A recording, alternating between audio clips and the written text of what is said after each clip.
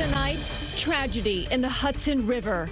I just saw the plane started falling apart in midair, and then the tail came off. A helicopter plummets from the sky. I heard a big boom, thinking that it was like construction next door. A mother, father, their 3 children, and the pilot all killed.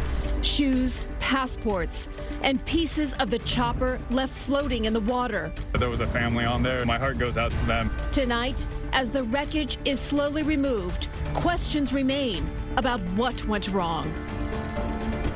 And good evening to you. I'm Christine Johnson. People from around the world travel to see the skyline of New York City in person. And that is exactly what one family from Spain was doing today. Sadly, this memorable trip turned tragic. The helicopter they were riding in crashed, killing everyone on board. Here is a live look now at the Hudson River from Jersey City. Nearly 8 hours after this tragedy, most of the wreckage has been lifted from the water. And here is what we have confirmed. On board were the pilot and a family of 5, a mother, father, and their 3 young children. Pieces of the helicopter seen breaking apart by witnesses before it landed in the chilly water this afternoon. We have team coverage for you tonight. Tim McNicholas has more on the chopper's operator and history. Dick Brennan is talking to aviation experts. And Alecia Reid heard from witnesses on the ground. We begin our coverage here, though, at 11 with Allie Bauman. She is live at the scene from Manhattan's West Side. Allie. Christine, we've just learned the father who died in that crash was Siemens executive Agustin Escobar, along with his wife and their 3 children, 11, 5, and 4 years old. They were on a sightseeing flight that tourists take over the city almost every day. Tonight, authorities say the main body of the aircraft has been recovered, but dive operations will resume tomorrow for its other major parts. It's metal mangled. The Bell 206 helicopter is raised from the Hudson River Thursday night, hours after it plunged into the water, killing all 6 people on board. We saw the tail end of the helicopter pop off and the main rotor go flying off. Cell phone video shows its terrifying drop. It just flipped over in midair and started falling into the ground. Propeller still propelling without the plane helicopter as it was falling. Authorities believe the sightseeing tour took off from the downtown Skyport in Manhattan at 2:59 p.m. and flew along the Hudson toward the George Washington Bridge. Shortly thereafter, the aircraft lost control and hit the water. The first 911 call came in 18 minutes after takeoff. Yeah, I've located the chopper. It's north of the vents right here, right where I'm sitting. It's upside down in the water here. NYPD and FDNY divers quickly went into the water, but no one on board survived. The pilot and passengers, a family from Spain, including 3 children, killed. We're praying for the families and our gratitude to the rescuers and the courage that was displayed in their dedication. As the inverted helicopter bobbed in the water, the family's belongings drifting along bitter waves, crestfallen divers returned to land, their eyes saying all that they could not. And they told us they did everything they can to try to save these victims, and you can see the trauma in their face. They did everything they can, and they wanted me to make sure that I made that public. They really tried their hardest. And the National Transportation Safety Board says its GO team is expected to arrive here tonight to begin its investigation. The burning question that remains here tonight, why did this happen? We're live on Manhattan's West Side. Allie Bauman, CBS News, New York.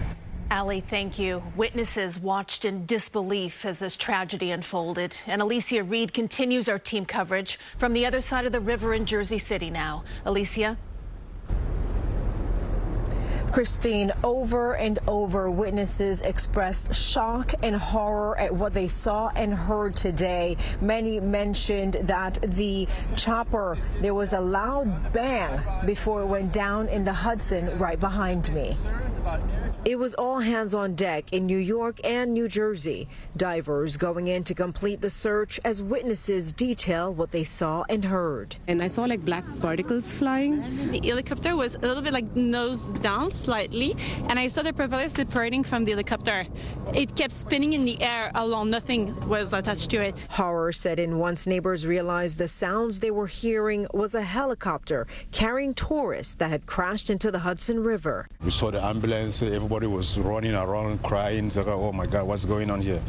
It was very sad to see that. Additional emergency services entering the dock throughout the day near the Holland Tunnel ventilation shaft. The pilot and a family of 5, including mom, dad, and their 3 young children, all gone. I feel like I'm gonna throw up. It's so sad. It was very sad to see these people found out from Spain coming in to visit and travel and see the city. It's very sad. Some were out jogging, but many witnesses were working from home and saw it all go down from their high rises.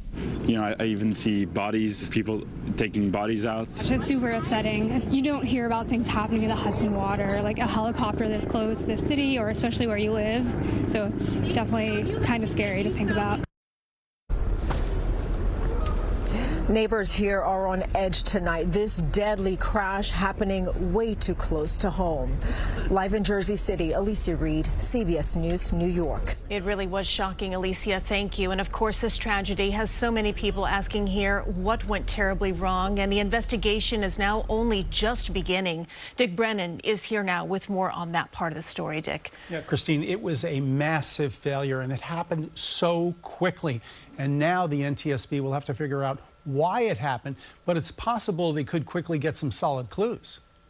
The final seconds of the flight were caught on camera and must have been terrifying for the passengers. Those people, including the pilot, had to be beyond scared. And like I said, it just put a horrible feeling in my stomach when I saw that. Chopper 2's Dan Rice flies in the same craft that was involved in the crash, and he described how it likely came apart. When you watch that video where that helicopter is coming down on the main rotor, that's somehow detached from the rest of the aircraft. Once that leaves the aircraft, and then this piece in the back, the tail boom, gets separated somehow, it is totally rendered unflyable. It's just you're along for the ride, sadly. But the big question, how did the chopper come apart? Witnesses say they heard a boom before it went down. You can lose an engine in a helicopter, you'd be fine. You lose the rotor, and there's nothing you can do. You are ballistic at that point. We asked retired Naval Flight Officer Armin Kurdian what are the possible causes of the crash. Something physically broke in the shaft, something physically broke in one of the blades that would cause a massive vibration that would essentially cause the rotor to shake itself apart. But Kurdian says the NTSB will also check if the aircraft was properly maintained and inspected, and perhaps there was a mechanical problem. Something just came loose. Something wasn't fixed properly. Something wasn't attached properly. Or perhaps one of the fasteners actually failed that caused, say, a blade to actually come apart. So now investigators will sift through what was recovered on land and in the water, and Kurdian says they could possibly get an answer quickly. The NTSB folks are going to be looking at this, and once they pull it out, I think they're going to have a really solid idea of what happened within 72 hours, and I'd be surprised if it takes them that long. Now, Kurdian says since the helicopter was already in the air for a while, the chances are nothing was mechanically missing when it left. But something could have happened and come loose in the air, Christine, and then everything could cascade all at once. You know, when we were speaking with Dan earlier in the evening when this was all unfolding and he was describing that main rudder missing from the helicopter, I had to have him repeat it. Yeah. Because it was, I couldn't understand. I said, what did you mean it was missing?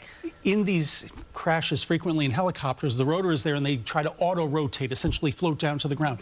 But once that rotor is gone, it's like losing the wings on a plane. There's nothing you can do. Okay, Dick, thank you for that. Let's turn now to meteorologist Rob Marciano with more on what the weather conditions were like at the time of the crash this afternoon. Rob. Hey, Christine. Well, the visibility was good. We had visibilities to 10 miles. The ceiling heights were anywhere between 5,000 and 10,000 feet. And you've seen these aircraft flying around the city. I mean, they're typically well below 2,000 feet so that people can get a good look at what's down below. And then we did have winds. They were variable, light. few gusts around that time, 18 to 21 miles an hour. Still nothing that an aircraft like that couldn't handle, and the water temperatures are 50 degrees, so survivable if they were to actually make it past that. And the currents that these guys are dealing with, you know, you have the current coming out of the river, and then you've got the tides coming in at times. They'll have to contend with that throughout the salvage operation tomorrow, and also the light rains that are now falling.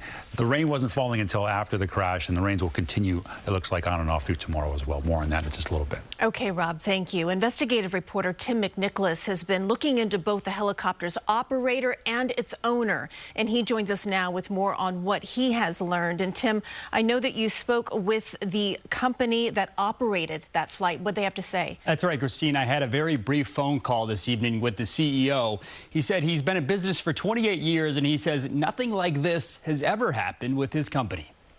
I don't know anything how this went down. The only thing I could tell you, we are devastated. My wife hasn't stopped crying since this afternoon. You know, we're a small company. I'm a father and a grandfather, and we're just devastated. Yeah. No clue what happened. Michael Roth is CEO of New York Helicopter, the company that operated the Bell 206 and posted this video of the chopper on Facebook last year.